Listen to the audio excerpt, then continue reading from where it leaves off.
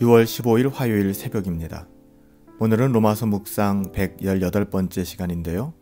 동일하게 로마서 8장 28절부터 30절까지의 말씀을 가지고 모든 것이 합력하여 선을 이룬다 두 번째 하나님 말씀 함께 상고하도록 합니다. 우리가 알거니와 하나님을 사랑하는 자, 곧 그의 뜻대로 부르심을 입은 자들에게는 모든 것이 합력하여 선을 이루느니라.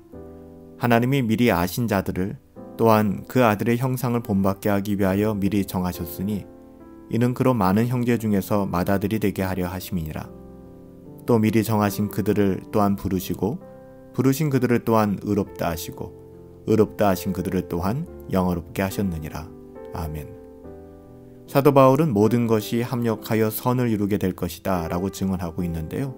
특별히 이 모든 것 속에는 고통의 문제가 포함되어 있다는 것, 우리가 자꾸만 잊어버리는 영역이기도 합니다. 오늘 28절의 모든 것이라는 것은 실제로 우리 가운데 일어나는 그 모든 것을 이야기하는 것이죠. 기쁘고 즐거운 일뿐만 아니라 때로는 이해할 수 없고 내가 원하지 않으며 슬프고 괴로운 일들도 여기에 포함되어지는 거예요. 이것은 성경이 우리에게 명백하게 가르치는 주제입니다. 야고보서 1장 2절부터 3절 말씀에 보면 내 형제들아 너희가 여러 가지 시험을 당하거든 온전히 기쁘게 여기라. 이는 너희의 믿음의 시련이 인내를 만들어내는 줄 너희가 알미라. 우리 삶 가운데 찾아오는 여러 가지 시험들, 이것을 기쁘게 받아들이라는 것인데요. 왜냐하면 이것으로 말미암아 믿음의 시련이 인내를 만들어낼 것이다 라고 말씀하시는 것이죠. 야고보서 1장 12절 말씀에 봐도 시험을 참는 자는 복이 있나니 이는 시련을 견디어낸 자가 주께서 자기를 사랑하시는 자들에게 약속하신 생명의 면류관을 얻을 것이기 때문이다. 이렇게 증언하고 있습니다. 시험이 찾아오지만 시험에 드는 것이 아니라 그 시험을 참는 자는 복이 있다는 것이죠. 왜냐하면 시련을 견디어낸 그 사람에게 하나님께서 자기를 사랑하는 자에게 약속하신 생명의 면류관을 얻게 하실 것이기 때문입니다. 야고보서 5장 11절 이어볼까요? 보라, 인내하는 자를 우리가 복되다 하나니 너희가 욥의 인내를 들었고 주께서 주신 결말을 보았거니와 주는 가장 자비하시고 긍휼히 여기시는 이시니라. 야고보 사도가 뭐라고 이야기해요? 인내하는 자를 우리가 복되다고 이야기할 것이다. 욥의 인내를 보아라. 그 욥의 결말을 보아라. 우리 하나님은 가장 선하시고 자비로우시고 긍휼한 분이시다 라고 말씀하시지 않습니까? 히브리서 기자 또한 히브리서 12장 11절에 무릇 징계가 당시에는 즐거워 보이지 않고 슬퍼 보이지만 후에 그로 말미암아 연단받은 자들은 의와 평강의 열매를 맺느니라. 아멘. 여러분 이 말씀 믿으십니까? 그래요. 무릇 징계받는 그 순간은 즐겁지 않죠. 슬퍼 보이기까지 합니다. 하지만 그 이후에 하나님께서 주시는 의와 평강의 열매가 있다라고 약속하고 있습니다. 마지막으로 히브리서 12장 8절 한 구절만 더 봅시다.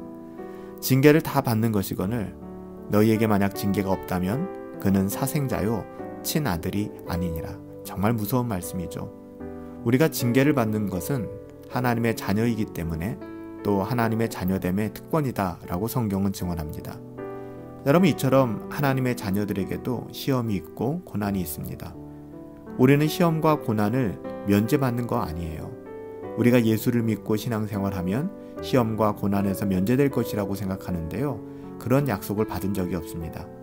신자가 되기만 하면 모든 고통에서 벗어난다고 가르치는 것은 참으로 비성경적인 주장입니다. 우리는 몹시 고나고 허약하여 하나님의 돌봄이 없이는 살아갈 수 없는 존재이죠. 날마다 우리는 그것을 우리의 시험과 고난을 통하여 증명하고 또 경험하며 살아가게 되는 거예요. 그래서 시험과 고난은 우리에게 유익한 것입니다. 누구도 어려움을 겪지 않고는 성장할 수 없기 때문에 그래요. 인지상정이죠. 그러므로 시험과 고난을 극복하기 위해서는 우리는 하나님의 뜻을 꼭 기억해야만 합니다. 지금 눈앞에 있는 것만 보아서는 안 돼요. 현재 겪고 있는 어려움만을 생각해서는 안 됩니다. 우리는 어쩌면 이렇게 날마다 다짐해야 돼요. 지금 나는 몹시 힘든 시간을 겪고 있다. 나는 왜 이런 일 앞에 서 있는지 나도 잘 알 수가 없다. 어떻게 해야 이 문제를 해결할 수 있을지도 나는 알 수 없다. 하지만 나의 약함과 어리석음에도 불구하고 하나님은 이것을 반드시 선하게 사용하실 것을 나는 믿는다. 하나님은 이것조차도 선을 이루는 도구로 사용하실 것이다. 하나님은 내게 일어난 모든 것을 합력하여 선을 이루시는 하나님이시다. 사랑하는 여러분, 이것이 바로 신자들의 위로이자 소망 아니겠습니까?